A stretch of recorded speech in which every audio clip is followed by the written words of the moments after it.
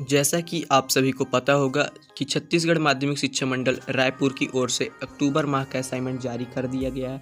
तो आज की इस वीडियो में क्लास 12th के रसायन शास्त्र का पूरा अच्छे से सॉल्यूशन देखने वाले हैं असाइनमेंट का, जो कि आपके अक्टूबर माह का है और आपका ये 20 नंबर का ही होने वाला है और आपको विथ एक्सप्लेनेशन हर क्वेश्चन का सॉल्यूशन बताया जाएगा। तो आप लोग इस वीडियो को लास्ट तक देखते रहिएगा, एकदम अच्छे से आपके लिए सॉल्यूशन तैयार किया गया है, ठीक है ना। आप पूरा अच्छे से लिख लीजिएगा। तो चलिए इस वीडियो को शुरू करते हैं। इसके पहले हमने क्लास 12th के इंग्लिश, हिंदी और भी विषयों का सॉल्यूशन प्रोवाइड करा दिया, आप चैनल चेक कर सकते हैं। यहाँ देखिए प्रश्न क्रमांक 1 लिखा है, यौगिक ए गर्म करने पर एक गैस बी देता है, ठीक है। यहाँ पास आपको दिख गया होगा। तो आपको ये बहुत बड़ा प्रश्न है, इसका सीधा सीधा हम उत्तर बता देंगे। आपको कितना लिख लेना है और आपको पूरा अच्छे से इसका नंबर मिल जाएगा। इसका शब्द सीमा देखिए क्या है, 100 से 150 शब्द, मतलब बहुत ज़्यादा लिखना है क्योंकि इसके लिए आपको 5 नंबर मिलने वाला है। तो इसका अच्छे से सॉल्यूशन देखेंगे। यहाँ पास देखिए, यौगिक ए गर्म करने पर एक गैस बी देता है जो वायु की अवयव है। जब इस गैस की अभिक्रिया H2 के 3 मोल के उत्प्रेरक की उपस्थिति में कराई जाती है तो एक दूसरी गैस सी बनती है। तो यही सब है। तो देखिए हम बता देते कि इसकी उपस्थिति में कैसी क्रिया होती है, तो सब होगा। देखिए आपको ये उत्तर लिख लेना है। सबसे पहले यौगिक ए बराबर NH4NO2 है, ठीक है। फिर यहाँ गैस B बराबर N2 है और फिर गैस C बराबर NH3 है। आप इतने का स्क्रीनशॉट ले लीजिए, ठीक है। उम्मीद करते हैं आपको दिख रहा होगा। यदि साफ नहीं दिख रहा होगा तो आप 3 डॉट पे क्लिक करके वीडियो का रेजोल्यूशन बढ़ा लीजिएगा, ठीक है। फिर यहाँ पास देखिए यौगिक D बराबर HNO3 है और आवश्यक समीकरण देखिए ये है आपके सामने, ठीक है। आवश्यक समीकरण ये तीनों, आपको इन तीनों का स्क्रीनशॉट ले लेना है। पहला समीकरण है NH4NO2 गिव्स N2 + 2H2O। दूसरा समीकरण है देखिए N2 + 3H2 गिव्स 2NH3, ठीक है, अमोनिया बनता है। फिर तीसरा समीकरण है देखिए 4NH3 + SO2 gives 4NO + 6H2O। देखिए सॉल्यूशन बहुत मेहनत से बनाया गया है, तो आप लोग चैनल को ज़रूर सब्सक्राइब कर लीजिएगा, ठीक है। फिर आगे और बचा है थोड़ा सा, ये देखिए आपको इतना और लिख लेना है। आप लोग देख लीजिए 4NO + O2 गिव्स 4NO2। फिर उसके बाद लिखना है 3NO2 + H2O gives 2HNO3 + NO। ये आपका पूरा समीकरण बनेगा, ठीक। 8 400 400 400, जी हाँ, इस नंबर को याद कर लीजिए क्योंकि आपका कोई भी सवाल हो, चाहे मैथ, फिजिक्स, केमिस्ट्री, बायोलॉजी का, आपको उसका वीडियो सॉल्यूशन आपके नंबर पे मिलने वाला। बस अपने मोबाइल में डाउट नट का 8 400 400 वाला नंबर सेव कर और चैट ओपन कर लीजिए। फिर जो भी आपका डाउट हो या फिर सवाल हो उसका फ़ोटो खींच लीजिए यहाँ पास और फिर उसे क्रॉप कीजिए। आपको 5 सेकंड में उसका वीडियो सॉल्यूशन मिल जाएगा। क्लास 6 से 12 IIT, नीट, CBSE बोर्ड या और किसी बोर्ड के लिए, सभी के लिए है। तो देर किस बात की, अभी जाइए और 8 400 400 नंबर पे अपने सभी डाउट क्लियर करके उन डाउट को आउट करिए। लिंक डिस्क्रिप्शन में है, ठीक है। तो आप पहले, ठीक है, अच्छे से इसका स्क्रीनशॉट ले लिए होंगे प्रश्न क्रमांक 1 का। तो यहाँ से आपका प्रश्न क्रमांक 1 समाप्त हो जाता है। अब चलते हैं प्रश्न क्रमांक 2 की ओर। उतना ही आपको प्रश्न क्रमांक 1 में लिखना रहा। आप वीडियो को फिर से 20 सेकंड पीछे करके अच्छे से समझ सकते हैं, कोई एक लाइन भी मत छोड़िएगा, बहुत अच्छे से आपके लिए तैयार किया गया है। प्रश्न क्रमांक यहाँ 2 का देखिए, पहला है, क्या बोल रहा है, सल्फर के अल्फ़ा और बीटा अपरूपों का संक्रमण ताप क्या है, ठीक है। आपको संक्रमण ताप बस बताना है। तो यहाँ पास बहुत ही सिंपल है, संक्रमण ताप आपको हम बता देते हैं। यहाँ पास देखिए 369 केल्विन, ठीक है, 369 केल्विन इसका उत्तर हो जाएगा। सल्फर के अल्फ़ा और यहाँ पास बीटा, ठीक है ना, जो कणों था उनका पूछा गया है कि क्या है ताप, तो ये है 369 केल्विन। फिर अब चलते हैं प्रश्न क्रमांक 2 का ही अगला प्रश्न क्या बोल रहा है। तो देखिए प्रश्न क्रमांक 2 का अगला प्रश्न यहाँ पास आपसे बोल रहा है, SO2 किस प्रकार से एक वायु प्रदूषक है। आपको ये बताना है कि जो सल्फर डाइऑक्साइड है वो किस प्रकार से एक प्रदूषक है। तो इसका सॉल्यूशन भी आपको हम अच्छे से दिखा देते हैं। तो ये देखिए आपको उसका सॉल्यूशन दिख गया होगा। आपको पूरा इतने का स्क्रीनशॉट ले लेना है, ठीक है।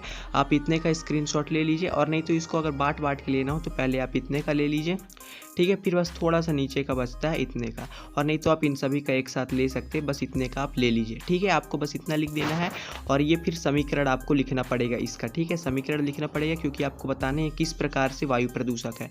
तो ये इन समीकरणों की वजह से ये वायु प्रदूषक है, ठीक है। पहला समीकरण, दूसरा, तीसरा, चौथा, पांचवा, आपको ये पूरा अच्छे से लिख लेना है, ठीक है। अब चलते हैं अगले प्रश्न की ओर। यहाँ से आपके प्रश्न क्रमांक 2 का दूसरा भी समाप्त होता है। फिर प्रश्न क्रमांक 2 का तीसरा क्या कह रहा है, देखिए ओजोन का मात्रात्मक आकलन कैसे किया जाता है। ठीक है, और ये पूरा जो टोटल आपका ये 2 नंबर का था, ये आपको 5 नंबर दिलवा के जाएगा, जिसकी शब्द सीमा 100 से 150 शब्द थी, तो उससे ऊपर ही हो जाएगा, कम नहीं होगा। ठीक है, तीसरा प्रश्न है प्रश्न क्रमांक दूसरे का, ओजोन का मात्रात्मक आकलन कैसे किया जाता है। तो आपको बता देते हैं चलिए कि ओजोन का मात्रात्मक आकलन कैसे किया जाता है। तो आपको इसका उत्तर यहाँ पास दिख गया होगा। ठीक है, सबसे पहले आपको इतने का स्क्रीनशॉट पूरा ले लेना है, ये पूरा इसका उत्तर हो जाएगा। लास्ट में बस एक शब्द छूटता है जो कि आपको लिख लेना है, मात्रात्मक आकलन किया जाता है। ये जाता है देखिए यहाँ पास है। ठीक है, बस ये आपको इतना लिख लेना है। ठीक है, प्रश्न क्रमांक दूसरे का तीसरे का है, बस आपको इतना स्क्रीनशॉट ले लेना है और ये बस जाता है लिख लेना। ठीक है, तो यहाँ से आपका प्रश्न क्रमांक 2 के जो तीनों प्रश्न थे उनका सॉल्यूशन पूरा होता है।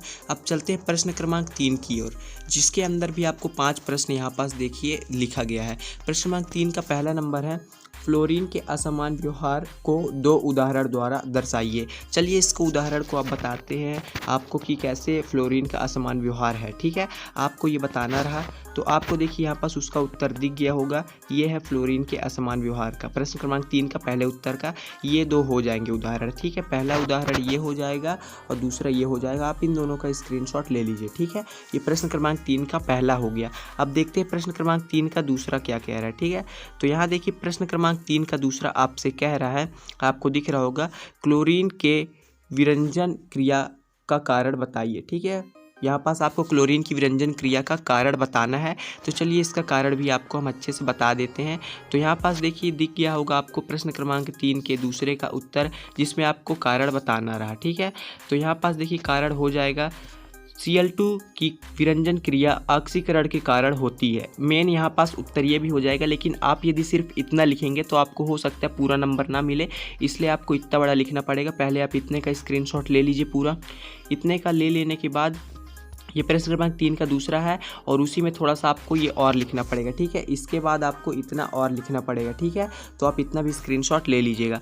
ये आपके प्रश्न क्रमांक 3 का दूसरा हो गया। प्रश्न क्रमांक 3 का तीसरा, चौथा, पांचवा देख लेते हैं कि क्या बोल रहा है। तो यहाँ देखिए प्रश्न क्रमांक 3 का आपसे तीसरा कह रहा है, निम्न को व्यवस्थित कीजिए। ठीक है, ये आपको 3 ही प्रश्न इसमें पूछा गया है, तीसरे के अंदर 2 प्रश्न पूछा गया है। HF, HCl, HBr, HI अम्ल सामर्थ्य बढ़ते क्रम में, मतलब कौन ज़्यादा प्रबल अम्ल है उसको व्यवस्थित करना है। ठीक है ना, तो ये भी हम कर लेंगे। और जो बी वाला है HCl, HClO2, HClO3, HClO4 अम्ल सामर्थ्य घटते क्रम में। ठीक है, पहले वाले प्रश्न में प्रश्न क्रमांक 3 के तीसरे के पहले में आपको अम्ल के बढ़ते क्रम में और यहाँ पास बी वाले में अम्ल के घटते क्रम में लिखना है। तो चलिए ये भी हम आपको अच्छे से बता देते हैं। तो इसका उत्तर देखिए ये हो जाएगा। ठीक है, आप लोगों को यहाँ दिख गया होगा, ये है इसका उत्तर। ठीक है, अम्ल के बढ़ते और घटते क्रम में। तो प्रश्न क्रमांक 3 का जो तीसरा था उसका पहला वाला ए का उत्तर ये हो जाएगा। पहले आएगा HF, फिर आएगा HCl, फिर आएगा HBr, फिर आएगा HI। ठीक है, तो आपका ये उत्तर हो जाएगा। आप लिख लीजिएगा प्रश्न क्रमांक 3 के तीसरे का ए नंबर का। फिर प्रश्न क्रमांक 3 के तीसरे का बी नंबर का उत्तर ये हो जाएगा, जिसमें अम्ल के घटते क्रम में लिखना रहा, तो ये हो जाएगा उसका उत्तर। ठीक है, तो ये आपका हो गया प्रश्न क्रमांक 3 के तीसरे का बी नंबर। अब लास्ट आपका प्रश्न क्रमांक 4 बचता है, तो चलिए ये भी देख लेते हैं प्रश्न क्रमांक 4 आपसे क्या कह रहा है। प्रश्न क्रमांक 4 आपसे कह रहा है, देखिए उत्कृष्ट गैसों के कम क्रियाशील होने के 2 कारण बताइए। तो ये हम देखने वाले हैं और उसके बाद ये भी देखेंगे हीलियम को गोताखोरी के उपकरणों में उपयोग किया जाता है क्यों। ठीक है ना, फिर तीसरा है NF3 की ऊष्माक्षेपी यौगिक है, परंतु NCl3 एक ऊष्माशोषी यौगिक है। तो प्रश्न क्रमांक 4 के तीनों प्रश्नों का उत्तर एक साथ हम देखने वाले हैं, जो कि आपको यहाँ पास दिख गया होगा। प्रश्न क्रमांक 4 का पहला उत्तर ये हो जाएगा। ठीक है, आपको इतने का स्क्रीनशॉट ले लेना है। प्रश्न क्रमांक 4 के पहले का उत्तर बस इतना है। ठीक है, फिर प्रश्न क्रमांक 4 का दूसरा उत्तर आपको पहले इतने का स्क्रीनशॉट ले लेना है। ठीक है, इतने का पहले आपको स्क्रीनशॉट ले लेना। फिर इसका थोड़ा सा एक लाइन बचता है, ये देखिए यहाँ से यहाँ आपको बस एक लाइन और लिख लेना है, तो ये हो जाएगा। ठीक है, अच्छे से आप देख लीजिएगा। आप चाहे तो इसका स्क्रीनशॉट ले लीजिए। प्रश्न क्रमांक 4 के दूसरे का इतना। प्रश्न क्रमांक 4 के तीसरे का उत्तर जो कि लास्ट है आपका, आपको बस इतना लिख लेना है। ठीक है, इतना। ये आपके प्रश्न क्रमांक 4 का तीसरा हो गया। तो देखिए आज की इस वीडियो में हमने क्लास 12 केमिस्ट्री का असाइनमेंट 3 जो कि आपके अक्टूबर माह का है, उसका A to Z सॉल्यूशन देख लिया, जो कि आपका 20 नंबर का होने वाला है। तो आपका इस वीडियो के बारे में क्या कहना, आप कमेंट सेक्शन में कह सकते हैं। वीडियो पसंद आई होगी तो लाइक कर दीजिएगा, चैनल को सब्सक्राइब कर लीजिएगा। मिलता है अगली वीडियो में, तब तक के लिए।